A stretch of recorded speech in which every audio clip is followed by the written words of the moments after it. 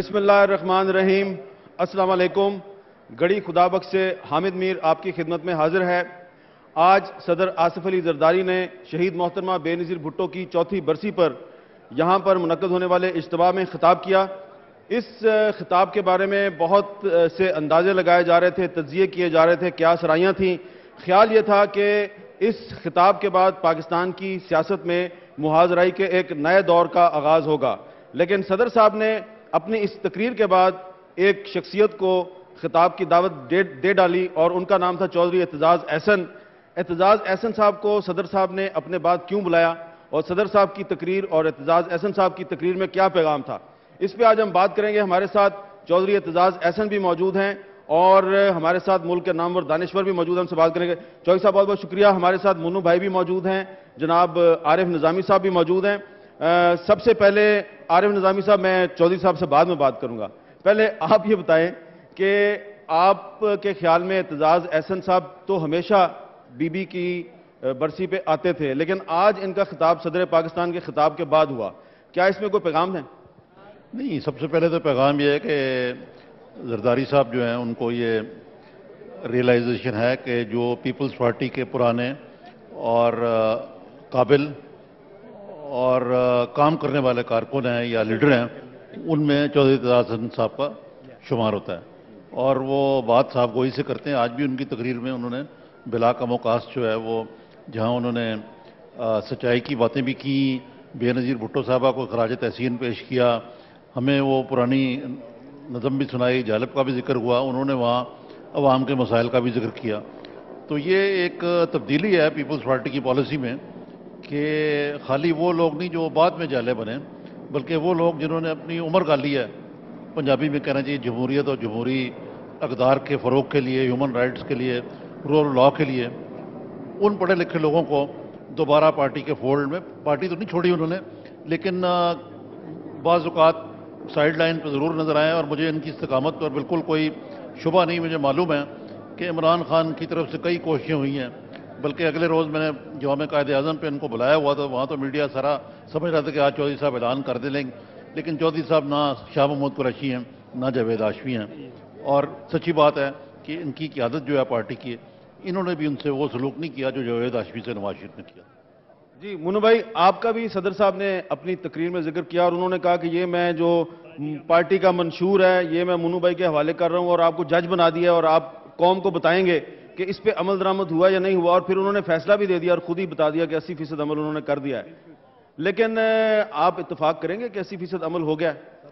ہاں جی، یہ بہت حد تک عمل ہوا ہے، اب پرسنٹیج نہیں پتا 80% ہے یا 75% ہے، تو یہ تو عوام نے دیکھنا ہے کہ کس حد تک ہوا ہے، لیکن انہوں نے کیا ہے کام، کچھ کیا ہے جو کہ اپنے اختیارات دے دینے پارلیمنٹ کو، یہ بہت بڑی بات ہے۔ یہ آج تک کسی نے نہیں کیا کہ گھر آئی ہوئی چیز کو واپس کر دیا ہو، کوئی طاقت کسی نے واپس کی ہو، تو انہوں نے کیا، اور اسی طرح اور بہت سے کام کیے جو مختلف پرابلم تھے۔ بلوچستان کا معاملہ تھا، پختونخوا کا معاملہ تھا، ایک نیا صوبہ بنایا گلگت بلتستان کا، یہ نئی چیزیں ہیں، اور یہ چیزیں اور یہ چیز اور یہ بھی ایک نئی چیز ہے کہ صدر مملکت نے اپنی تقریر کے بعد اعتزاز احسن کو خطاب کی دعوت دی، وہ اعتزاز احسن جو سچی بات تو یہ ہے کہ غائب تھا کافی عرصے سے۔ غائب تو وہ تو نہیں، لیکن ہمارے یا غائب کر دیا گیا تھا؟ نہیں، آپ آتے تو ہیں ہر سال، یہ تو آتے تھے لیکن منو بھائی جو میں پوچھنا چاہ رہا ہوں آپ سمجھ گئے ہیں۔ نہیں، مثلا یہ ہے کہ وہ ہوتا ہے کبھی کہ اب یہ ضرورت ہے، میرے خیال میں چودھری اعتزاز احسن کی ضرورت ہے، یہ پرانے لیڈروں کو، پرانے جو ضرورت ایجاد کی ماں ہے، ضرورت ایجاد کی ماں ہے، تو یہ ان کی تقریر کے بعد، اگر پریزیڈنٹ کی تقریر کے بعد، صاحب صدر کی تقریر کے بعد ایک تقریر کرائے گی تو یہ بھی ایک ضرورت تھی اور اس کو پورا کیا گیا۔ جی چوہی صاحب، اب میں نے آپ سے سخت سوال نہیں کرنے، اس کی وجہ آپ سمجھ گئے، آپ نے کافی سخت وقت گزار لیا ہے، اب آپ سے سختی کر کے ہم نے کیا کرنا ہے۔ یہ بتائیں کہ کیا کوئی آپ سمجھ رہے تھے کہ صدر صاحب آج بہت کوئی ایسی تقریر کریں گے کہ جوڈیشری اور فوج کے خلاف اعلان بغاوت ہو جائے گا، اور ان کی تقریر سن کے کوئی آپ کو سرپرائز ہوا ہے؟ نہیں، میں تو توقع نہیں کر رہا تھا کہ آج کوئی ایسی تقریر ہوگی جب کہ آرمی چیف اور چیف جسٹس خود یہ کہہ چکے ہیں کہ مارشل لاء کی کوئی گنجائش نہیں ہے، کوئی آرمی انٹرونشن کی گنجائش نہیں ہے. اور اس کے بعد یوسف رضا گیلانی صاحب نے بھی اپنا موقف قدرے تبدیل کیا تھا. تو وہ ایسی توقع نہیں تھی، لوگوں کو توقع تھی بڑی سخت تقریر کی، بڑی جارحانہ باتوں کی، لیکن مجھے قطعاً توقع نہیں تھی. جارحانہ تقریر کی ضرورت زرداری صاحب کے دشمنوں کی تھی یا دوستوں کی تھی؟ میرا خیال ہے زرداری صاحب کے کچھ ساتھیوں کا لہجہ جو ہے وہ بات چاہے درست بھی کرتے ہوں، لہجے میں بڑی تلخی اور ترشی ہوتی ہے. اور نادان دوستوں کی بات کر رہے ہیں آپ؟ میں کیا کہوں، پر میرا خیال ہے کہ لہجہ بہتر ذرا نرم ہونا چاہیے. اور صدر نے آج جب یہ کہا کہ آپ کسی جماعت میں جائیں اور ہم کوئی آپ کے دعا گوئی ہیں، پھر بھی یہ نرم لہجہ تھا صدر کا، اور اس سے میرا خیال ہے کہ ہمیں سوچنا چاہیے. اب میں متعدد مرتبہ عمران خان صاحب کی تعریف کر دیتا ہوں، یا کوئی اچھی بات ہو مسلم لیگ نواز میں یا میاں نواز شریف کی، اس کا برملا اظہار کر دیتا ہوں، جس سے مجھے لوگ بہت سارے جو ہاکس ہیں، عقاب ہیں پارٹی میں، ہارڈ لائنر جو ہیں، وہ یہ ایک دم تاثر دینا شروع کر دیتے ہیں، اور صدر صاحب کو بھی اور قیادت باقی کو بھی، کہ جی یہ تو یا جا رہا ہے یا یہ نرم ہو گیا ہے، یہ گھبرا گیا ہے، یا کچھ ہو گیا ہے، یا چھوڑ رہا ہے. یا تو میں آج واقعتاً ٹریفک میں پھنس گیا تھا اور پیدل چل کے آیا ہوں، کیونکہ میں راجہ صاحب کو یہ کہہ رہا تھا اور اسلام الدین شیخ کو کہ اگر میں آج جلسے پہ نہ پہنچا تو میڈیا نے میرے اگلے 15-20 دن عذاب میں رکھنے ہیں، کہ یہ بھی خاص طور پہ میں نے آپ نے بھی اور کسی نے ماننا نہیں تھا کہ ٹریفک میں پھنس گیا. وہ کہہ رہے ہیں یہ تو بہانہ بنایا. اچھا، ٹریفک میں آپ کیوں پھنسے ہیں؟ کیا یہاں پہ واقعی بہت زیادہ کراؤڈ تھا؟ بہت کراؤڈ تھا. گاڑی کو ایک میل ہم اس سڑک پہ آئے ہیں، 3 میل باقی تھے، تو ساری گاڑیاں بالکل جیم ہوئی ہوئی تھی، بلاک ہوئی ہوئی تھی، اور ہم کھیتوں میں سے چل کے. اور صدر صاحب آپ کی جوتی کی طرف دیکھ رہے تھے جس پہ گرد ہی گرد. گرد ہے، یہ کیچڑ ہے، یہ کھیتوں میں سے چل کے پہنچے ہیں یہاں. بٹ میں سمجھتا ہوں کہ اچھی بات ہے کہ کوئی تلخ بات نہیں ہوئی. ایک آدھ بات چیف جسٹس سے متعلق نہ بھی ہوتی تو اور بھی بہتر تھا، لیکن وہ جو لوگ سمجھتے تھے کہ طبلِ جنگ بجنے جا رہا ہے، وہ طبلِ جنگ نہیں بجا، اور لوگ بہت سارے مایوس ہوں گے کہ طبلِ جنگ اور اعلان جنگ نہیں ہوا. منو بھائی کہ زرداری صاحب کی بیماری کے بعد یہ پہلا جلسہ ہے پبلک میں وہ آئے ہیں، اور وہ جو ان کے بارے میں جو کچھ آ رہا تھا مختلف میڈیا کے کہ ان کو فالج ہو گیا ہے، لکوا بھی ہوا تھا، وہ ہو گیا اسپیچ تھراپی ہو رہی ہے، کوئی کلاٹ پھنسے ہوئے بول نہیں سکتے، تو انہوں نے ثابت کیا کہ ایسی کوئی بات نہیں ہے، اور وہ اسی طرح بالکل ذہنی طور پہ بھی اور جسمانی طور پہ بھی صحت مند ہیں اور پورے جوش کے ساتھ. عارف نظامی صاحب آپ بھی پیدل چل کے آئے ہیں؟ جی کچھ رستہ بالکل پیدل چل کے آئے جی، لانگ مارچ. آپ ایک انڈیپینڈنٹ اینالسٹ ہیں، یہ بتائیں کراؤڈ کتنا تھا یہاں پہ؟ کراؤڈ بہت بڑا کراؤڈ ہے، اور دیکھیے جیسے کہ چودھری صاحب نے بھی کہا کہ یہ ایک نہ کراچی کا جلسہ ہے نہ لاہور کا، اس کے باوجود یہ اتنا بڑا کراؤڈ جو ہے یہاں پہ آنا، اور یہ نہیں کہ ان کو صرف بسوں میں ڈھویا گیا، وہ خود آئے ہیں. اور ابھی یہ کراؤڈ اس چیز کو ثابت کرتا ہے کہ جو ذوالفقار علی بھٹو صاحب نے جس پارٹی کی بنیاد رکھی تھی اس کا میسج جو ہے آج بھی زندہ اور تابندہ ہے، اور اس کو اس طرح ظاہر نہیں کیا جا سکتا. زرداری صاحب نے سخت باتیں نہیں کہیں، لیکن میں تھوڑی سی کر دیتا ہوں آپ سے. وہ یہ ہے کہ جو موجودہ ماحول میں زرداری صاحب کا سروائیو کر جانا جو ہے، یہ میڈیا کے بارے میں بھی انہوں نے کہا، لیکن اس میڈیا کی بدولت ہے، آزاد عدلیہ کی بدولت ہے، اور لوگوں کی ایک چینج کی بدولت ہے. آپ کے خیال میں زرداری صاحب سروائیو کر گئے ہیں؟ میرا تو خیال ہے کہ وہ بالکل سروائیو کر گئے ہیں اور کریں گے، لیکن ہمارے جو مقتدر حلقے ہیں ان کو اپنی اپروچ بدلنی چاہیے. یہ مقتدر حلقے کیا ہوتے ہیں؟ یہ مقتدر حلقے وہ ہیں جن کو آپ بھی جانتے ہیں، جو ان کو جانتے ہیں آپ، کہ جنہوں نے اس ملک میں آج تک جمہوری ادارے یا پارلیمنٹری سسٹم کی جو سپریمیسی اس کو نہیں کیا. اب جس طرح کی سازشیں اور ریشہ دوانیاں ہو رہی ہیں تو اس میں تو بڑا میریکل ہے کہ یہ پاکستان میں ابھی تک جمہوریت جو ہے وہ میں سمجھتا ہوں کہ سسک رہی ہے, آگے چل نہیں رہی. زرداری صاحب نے بردباری کا ثبوت دیا ہے کہ انہوں نے وہ غلطی نہیں کی جو نواز شریف نے ٹیک نو ڈیٹیکشن کر کے اسپیچ میں کی تھی. منو بھائی, زرداری صاحب سروائیو کر گئے؟ بالکل کر گئے ہیں, ڈیفینیٹلی ہی ہیز پرووڈ کہ وہ بالکل سروائیو کریں گے. اور اس میں لیکن یہ ہے کہ تمام پارٹی کو اس طرح جس طرح اعتزاز احسن جیسے لوگ جو ہیں یہ پارٹی میں سرگرم ہوں اور اس میں ایکٹیو پارٹی. یہ اعتزاز احسن خود تو سرگرم ہو نہیں سکتے, یہ ان کو تو کریں گے نا, آصف زرداری صاحب بھی سرگرم کریں گے. خود کریں گے. یہ آصف زرداری سے پہلے بھی سرگرم تھے. یہ اس میں جو فعال ہونے والی بات کہی نا آپ نے, وہ فعال نہ اعتزاز صاحب کریں گے, نہ میں کروں گا, نہ منو بھائی صاحب کریں گے. وہ فعال کرے گا پیپلز پارٹی کو اس کی پرفارمنس جس کا چودھری صاحب نے ذکر کیا, اور سروائیو وہ یعنی جو پاور پالیٹکس ہے اس کے اندر تو سروائیو کر گئے. اور انشاءاللہ پیپلز پارٹی اگر الیکشن اگلا ہار بھی جاتی ہے تو سروائیو کرے گی. لیکن اگلے الیکشن کے لیے جو تیاری ہے اس کے لیے پیپلز پارٹی کو بہت سارا جڑا کھویا ہوا ٹائم جو ہے اس کو, جس کا اعتزاز صاحب نے ذکر کیا, نادان دوستوں کا, ایسے کوتا عقل مشیروں کا, جس کی وجہ سے گورننس کے ایشوز جو ہیں اس کے لیے اب پارٹی کے پاس بہت کم ٹائم ہے. چوہی صاحب, آپ نے آج نام لیے بغیر اپنے کچھ ساتھیوں کا ذکر کیا ہے جو پارٹی چھوڑ گئے.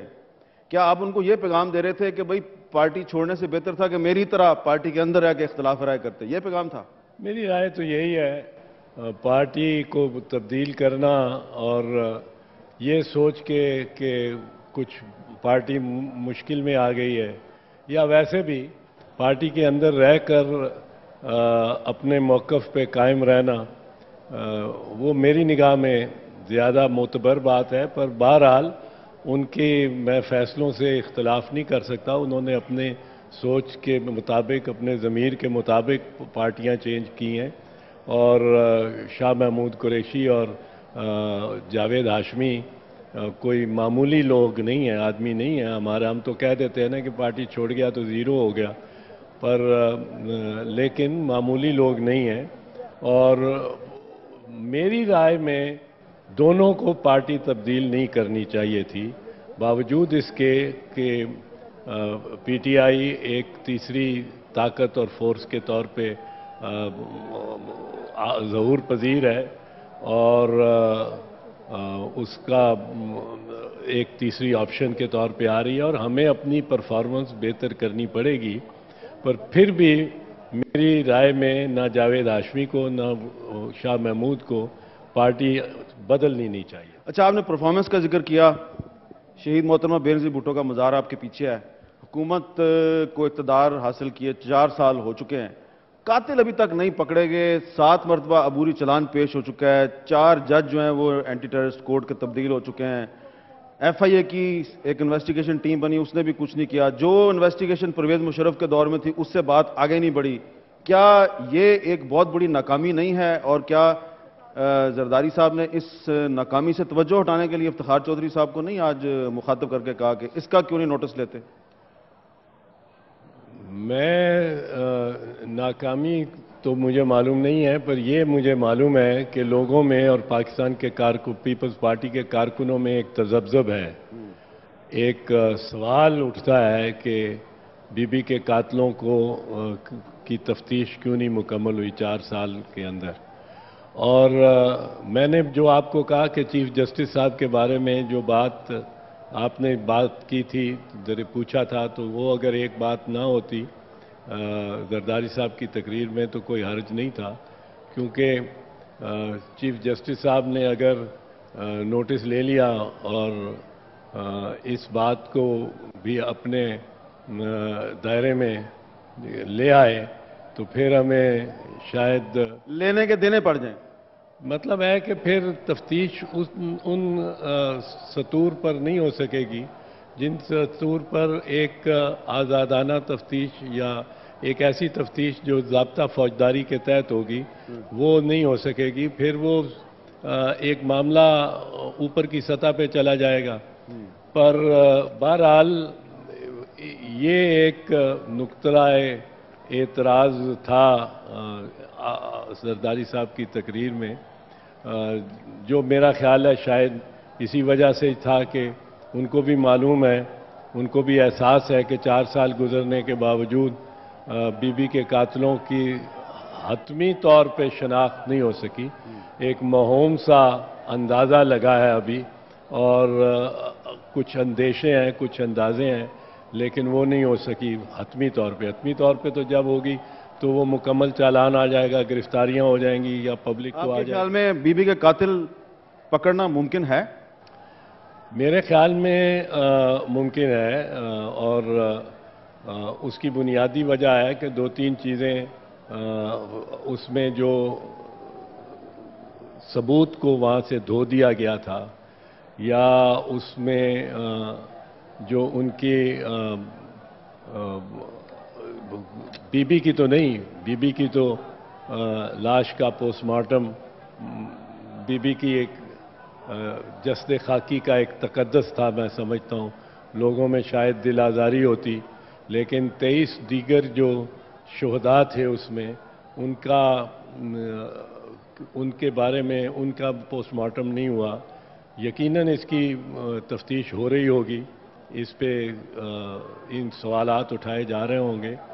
फिर 18 अक्टूबर के वाक़े और 27 दिसंबर के वाक़े के डांडे किस तरह मिलते हैं, इस पे भी तफ्तीश हो रही होगी ज़रूर, यकीनन, क्योंकि ये बड़े अहम सवालात हैं कि जिनसे, और वहाँ भी जाए वारदात को धो दिया गया था, कारसाज पे भी और लियाकत बाग में भी जाए वारदात को धो दिया गया था।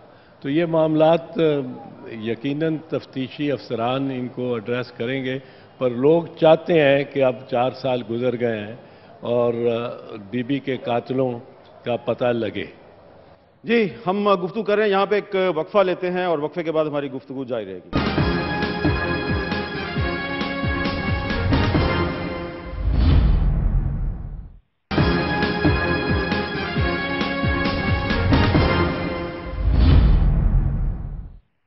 Welcome back. गड़ी खुदाबख्श में हम मौजूद हैं और 27 दिसंबर 2011 सदर आसिफ अली जरदारी की आज तकरीर हुई मोहतरमा बेनज़ीर भुट्टो की 4थी बरसी पे। इस तकरीर के क्या असरात मुरतब होंगे पाकिस्तान की सियासत पे, हमारे साथ मौजूद हैं वफाकी वज़ीर दफ़ा जनाब चौधरी अहमद मुख्तार साहब। अहमद मुख्तार साहब, तकरीर के बारे में कहा जा रहा था कि बहुत गर्म तकरीर होगी और नेस्त व नाबूद हो जाएंगे बहुत से इदारे, लेकिन बड़ी ठंडी तकरीर हुई। नहीं, आई थिंक ये पाकिस्तान के लिए बहुत अच्छा हुआ कि आसिफ साहब ने जो तकरीर की, बड़ी सोच समझ के उन्होंने बातें की हैं, एंड कन्फ्रंटेशन की पॉलिसी में तो बिलीव ही नहीं करते। उन्होंने शुरू से वो कहते हैं कि मेरा दिल करता है कि एक ऐसी कोई हिस्से फोर्स हो जो ये सारे इस मुल्क के काम करे और सब उसमें हिस्सा डालें। तो कन्फ्रंटेशन का उनका कभी इरादा नहीं था। तो ये फिर कन्फ्रंटेशन किसने किया? कन्फ्रंटेशन बस आप कह लें कि कुछ मिसअंडरस्टैंडिंग की वजह से हुई। मिसअंडरस्टैंडिंग किसने क्रिएट की? बात करूं तो फिर मेरा ख्याल आता है मीडिया ने की। मीडिया तो पाता है सारा कुछ। जी, मुजीबुर रहमान शामी साहब हमारे साथ। शामी साहब, ये मिसअंडरस्टैंडिंग किसने क्रिएट की है? कौन सी मिसअंडरस्टैंडिंग थी कि वज़ीर आज़म साहब जो हैं उन्होंने कहा कि रियासत के अंदर रियासत बनाने की कोशिश की जा रही है, और आज सदर साहब की तकरीर जो है वो बड़ी सुलह के पैगाम पर मबनी थी। तो मिसअंडरस्टैंडिंग तो थी कोई ना कोई। हाँ, ये तो जिन्होंने मिसअंडरस्टैंडिंग पैदा की या जिनको हुई वो बताएंगे ना हमें गलतफहमी क्यों हो गई। आपका तजिया क्या है? नहीं, मेरा तजिया तो आपको मालूम है कि जब फरीकैन एक दूसरे से डर रहे हों और एक दूसरे के बारे में छुपा छुपा कर कुछ ना कुछ ख्यालात रखते हों, तो फिर गलतफहमी तो हो ही जाती है। ये हमारी हुकूमत में, हमारी फौज में ये सास और बहू का रिश्ता हो गया बदकिस्मती से। तो उस वजह से शक जो है जरा जरा सी बात। सास कौन है? अब आप सास तो फिर उन्हीं को कहा जाएगा जो पुराने हैं, जो आने वाले नए बदलते रहते हैं वही बहू होंगे। लेकिन ये यानी ऐसा हो गया है कि जब आप इस रिलेशनशिप में आ जाएं और माँ और बेटी का रिलेशनशिप ना रहे तो फिर ऐसे ही होता है। यानी हर बात पे शक, और माँ और बेटी के दरमियान होता है कि गलती भी हो जाए तो वो टाल देते हैं, एक दूसरे को माफ कर देते हैं। तो ये अदारों का रिलेशनशिप जो है ये अच्छा नहीं है। تو وزیر دفاع صاحب یہ ساس اور بہو کا رشتہ ہے ہماری فوج اور سیاستدانوں کے درمیان؟ آئی تھنک مجیب الرحمان شامی صاحب نے بڑے کلیریفائی کیا اس ایشو کو کہ ساس اور بہو کا رشتہ ہے اور کون سی ساس اور کون سی بہو ہے، اور میں سمجھتا ہوں کہ اس سے زیادہ کلیریفیکیشن کوئی نہیں دے گا۔ اچھا، یہ جو وزیر اعظم صاحب نے اس دن 2 تقریریں کی تھیں، کیا یہ درست ہے کہ یہ تقریریں جو ہیں یہ کی تھیں because of your defence secretary? میرا نہیں خیال، ایکچولی جو ڈیفنس سیکرٹری ہے اس کو 2 دن ہوئے تھے آئے ہوئے، اس نے ٹیک اوور کیا تھا، اور وہ دوسرے دن وہ نکلا ہوا تھا کسی ویریس ڈپارٹمنٹس کی وزٹ پہ، اور اس سے وہ یہ غلطی ہوئی جو اس نے یہ اسٹیٹمنٹ دی کہ ministry of defence has got no control. اور آپ کو نہیں تھا پتا ان کی اسٹیٹمنٹ کا؟ میں تھا نہیں اس وقت، اس دن I was out of the country, اچھا، 1 دن کے لیے میں گیا تھا، اور بس اسی تو پھر آپ نے ان کو خط لکھا کہ بھئی یہ آپ بتائیں مجھے کہ یہ کس طرح اسٹیٹمنٹ دے دیا آپ نے؟ میں نے ان کو ایک لیٹر لکھا ہے کہ اس ایشو کے اوپر کہ یہ اسٹیٹمنٹ جو ہے یہ آپ نے دی ہے تو اس کی ذرا فردر کلیریفیکیشن کریں، تو آج شام تک یا کل صبح تک وہ جواب دیں گے اس کا۔ تو آپ ان کو 2 دن ہوئے ہیں ان کو آئے ہوئے، تو 4 دن ان کی نوکری ہوئی ہے، تو 5ویں دن ہٹا تو نہیں دیں گے ان کو؟ یہ تو پرائم منسٹر کے اوپر ہے، prime minister is the boss and انہوں نے فیصلہ کرنا ہے۔ ہمارے ساتھ Pakistan federal union of journalist کے پریزیڈنٹ پرویز شوکت صاحب بھی موجود ہیں۔ پرویز صاحب، شامی صاحب کے اس تجزیے سے آپ اتفاق کریں گے کہ فوج اور سیاستدانوں کے درمیان جو رشتہ ہے یہ ساس اور بہو کا رشتہ ہے؟ نہیں، فوج بھی ہماری اپنی اور سیاستدان بھی اس ملک کا حصہ ہے، ساس بہو کی بات نہیں ہے۔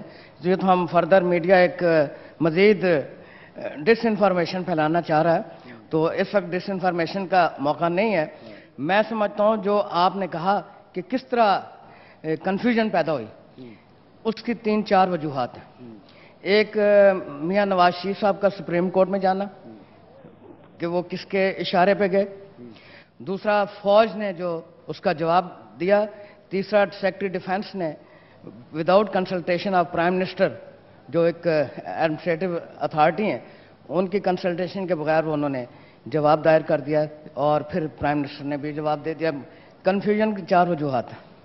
جی سینیٹر جی، یہ ساس اور بہو انہوں نے کہا پرویز صاحب نے کہ یہ آپ بھائی ساس بھی اپنی ہوتی ہے اور بہو بھی اپنی ہوتی ہے، دونوں خاندان کا حصہ ہوتی ہیں، لیکن ایک دوسرے پر نظر رکھتی ہیں، اور مگر اس کا مطلب یہ نہیں ہے کہ ساس کوئی خاندان سے باہر ہے یا بہو خاندان سے باہر ہے۔ اٹس اے بیڈ میرج، یہ ساس بہو کی بات نہیں ہے، میاں بیوی کی ناچاکی ہے، لڑتے بھی ہیں پھر صلح بھی ہو جاتی ہے۔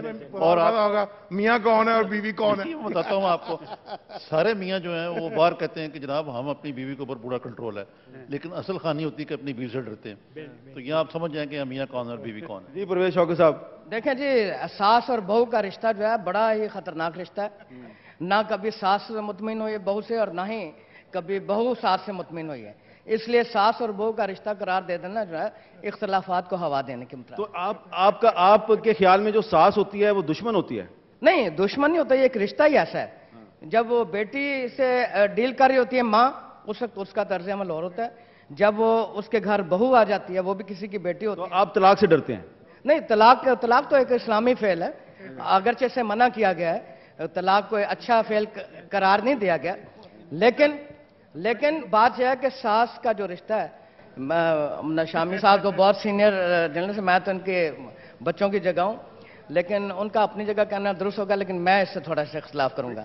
ساس اور بہو، دیکھیں فوج بھی اسی ملک کا حصہ ہے اور سیاستدان بھی اسی ملک کا حصہ ہے، ہم کیوں اتنا ڈسٹنس پیدا کرتے ہیں؟ اپنے آئین کے مطابق سارے کام کریں تو کوئی مسئلہ نہیں پیدا ہوگا۔ دیکھیے، ایک ہی گھر میں رہتے ہیں، ایک شخص ہوتا ہے، ایک جس کی ماں ہوتی ہے جو جنم دیتی ہے، بیوی جو ہوتی ہے اس کے ساتھ شادی کر کے اس گھر میں آئی ہوتی ہے، تو بڑی کلوز ریلیشن شپ ہوتی ہے، خدا نہ خواستہ کوئی دشمن کی ریلیشن شپ نہیں ہوتی، لیکن ایک نہ آپ کو معلوم ہے کھٹک ہوتی رہتی ہے، تو اس لیے یہ رشتہ جو ہے اگر ایک حدود میں بھی رہے تو بڑا اچھا رشتہ ہوتا ہے، کوئی تھوڑی سی لڑائی بھی ہو جائے۔ بزرگوں سے بھی پوچھ لیں۔ جی بزرگوں، کیا یہ ساس بہو کا رشتہ ہے یا ہم اس کو غلط تشریح کر رہے ہیں؟ انسانی رشتے ہیں، ساس بہو بھی ساس بھی بہو انسان ہوتی ہے، بہو بھی انسان ہوتی ہے، ان میں آپس میں دوستوں میں بھی جھگڑا ہو جاتا ہے، بھائیوں میں بھی جھگڑا، بہنوں میں بھی جھگڑا ہو جاتا ہے۔ تو آج زرداری صاحب کی تقریر سے جھگڑا کم ہوگا بڑھے گا؟ زرداری صاحب نے بہت تحمل سے،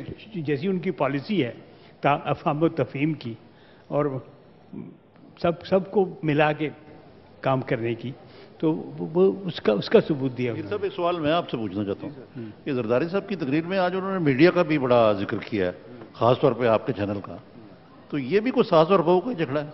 नहीं, ये तो चला हो गई लगता है आज। ये तो लगता है कि उन्होंने आज सुलह कर लिया है। मैं इस बारे में कहूँगा कि बहुत ही खुशाइंद बात है। ये जो एक बहुत बड़ा ग्रुप है, जंग ग्रुप और जियो, इसमें और हुकूमत के दरमियान इख्तलाफात नहीं होने चाहिए। प्रेसिडेंट ने एक स्टेप फॉरवर्ड गए हैं, तो ये जो भौचाल पैदा हो रहा है मुल्क में वो थम जाएगा। विदाउट कंप्रोमाइजिंग दी जर्नलिस्टिक प्रिंसिपल्स। चाहते हैं जंग ग्रुप जो सुलह ग्रुप हो जाए। अच्छा, चौधरी अहमद मुख्तार साहब, ये बताएं कि थोड़ा सा हम चाहते हैं कि बैकग्राउंडर आप पूरी कौम को बताएं कि ये जो 4-5 दिन पहले तक, पिछले हफ्ते तो ये था कि जी बस हुकूमत गई तो गई, सिस्टम गया तो गया, मार्शल लॉ लगने वाला है, और आप डिफेंस मिनिस्टर थे, आप पिंडी में लोगों से मिलते थे, फिर तो ये क्रैक कर मैं हूँ यार। आप हैं, ठीक है, आप पिंडी में मिलते थे, फिर आप दुबई जाते थे, फिर वापस आते थे, फिर प्रेसिडेंट साहब कराची आते थे, फिर आप कराची आते थे, फिर प्रेसिडेंट साहब इस्लामाबाद आ गए। मैं आपको फॉलो कर रहा था। जिस जगह आप गए मैंने कोशिश की कि पीछे जाऊं ताकि पता चले कि क्या बातें हुई हैं वहाँ पे। और अच्छी बातें होती थी, जिसके ये नतायज हैं कि आज प्रेसिडेंट साहब जंग वालों की बात भी कर रहे थे, अच्छे अल्फाज इस्तेमाल कर रहे थे, पीस की बात कर रहे थे। वो ये चाहते नहीं थे कि किसी का भी कोई इशू रह जाए जो झगड़े की तरफ लेके जाए। सब अदारों के साथ वो चाहते थे कि उनकी रिलेशनशिप ठीक होनी चाहिए। यहाँ के मुकामी सखर के सियासतदान सेनेटर इस्लामुद्दीन शेख साहब भी हमारे साथ मौजूद है। इस्लामुद्दीन शेख साहब, आज आप जरा जलसे के बारे में बताएं कि सुना है कि आपने तकरीबन 1.5 लाख लोगों के खाने का इंतजाम किया था, क्या इतने लोग आए थे? हामिद मीर साहब, आप देखें तादाद माशाल्लाह यहाँ लाखों की थी और इससे ज़्यादा बाहर थी। अहमद मुख्तार साहब, मार्च 2012 में सेनेट के इलेक्शन हो जाएंगे? यस, इंशाल्लाह ज़रूर होंगे, ज़रूर होंगे। और उसमें आपकी पार्टी जो है वो तवक्कुआत के मुताबिक कोई परफॉर्मेंस देगी या कोई ब्रेक थ्रू हो जाएगा किसी और के हक में? नहीं, किसी के हक में ब्रेक थ्रू नहीं होगा। ये अपने प्लेटफॉर्म से लड़ेंगे और इंशाअल्लाह ताला मेजॉरिटी अचीव करेंगे। अच्छा, अब आपकी लीडर मोहतरमा बेनज़ीर भुट्टो साहबा की शहादत को 4 साल होने को हैं, कातिल उनके नहीं पकड़े गए, ये तो आप मानेंगे ये आपकी नाकामी है बहुत बड़ी? आई थिंक कि जो शुरू में हमें वीडियोस दिखाई गई हैं टीवी के ऊपर, और जो बम ब्लास्ट हो रहे हैं, जो बंदा मार रहा है, जो छलांग मार रहा है, तो उनके चेहरों से पता तो चल गया था कि कौन थे वो लोग। अब किस कातिल को हम ढूंढ रहे हैं इसकी मुझे नहीं समझ आती, क्योंकि कुछ बच गए होंगे, 1-2 बच गए होंगे, बट 1-2 तो जो थे तौकीर कहरा के सामने जो था, जिसके ऊपर तौकीर कहरा ने छलांग लगाई थी एंड वो बस्ट किया था, तो उस आदमी को तो सब ने देखा था और वीडियोज में वो अब भी नजर आता है, उसका चेहरा भी नजर आता है जो खड़ा तो था। फिर क्यों नहीं कातिलों का असल मास्टरमाइंड का क्यों नहीं पता चलता? अगर वो मर गए तो वो पकड़े तो नहीं जा सकते। They are no more in this world. नहीं, प्लान किसने बनाया? ये प्लान मैं इतना बता सकता हूँ कि 2008 अप्रैल में हम लोग अमेरिका गए, वहाँ पे जॉर्ज बुश साहब से मुलाकात हुई, तो उन्होंने दूसरी बात ये की कि your leader madam Benazir was killed by, क्या नाम था उसका, बैतुल्लाह मसूद। तो बुश की गवाही पे आप कह रहे हैं कि बैतुल्लाह मसूद ने? मैं तो ये बात कर रहा हूँ कि टीवी के ऊपर, कैमरे के ऊपर लोगों ने देखा है, जो भी चेहरे नजर आए हैं। जी, हमारी गुफ्तगू जारी है, एक वक्फा लेते हैं, वक्फे के बाद दोबारा मिलते हैं।